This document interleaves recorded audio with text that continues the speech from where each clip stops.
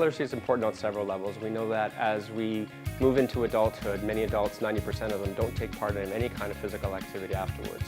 We know that our healthcare system will be a tremendous burden upon. In Ontario alone, about 70% of what we're dealing with would occupy most of our provincial spending, which is unsustainable.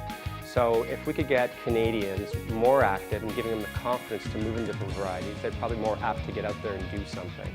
So we'd have less impact on the healthcare system. We'd have a more athletic population. So they'd be out more, they'd be getting out and doing more things, they'd be better role models for their future kids. So it's critically important on many levels. One, healthcare. Secondly, physical education. Without activity, you can't be fit. You can't have better brain, better heart, better bones, better muscle. So physical literacy is the gateway to activity, and activity gives you those positive benefits. Without physical literacy, you're inactive, you get osteoporosis, osteoarthritis, you get cancers, you get type 2 diabetes. 42 different diseases are related to it.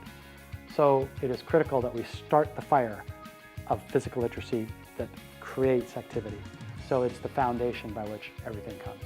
So I think the one takeaway for all of us, whether we want to own the podium or whether we want to own the playground, is that if we just played our position, if we all became a little bit more physically literate, we'd have less impact on the healthcare system, we'd feel better about ourselves, and we'd probably live a pretty incredible life. We know that in sport, in soccer and basketball, young women actually get 6 ACL injuries to every 1 male.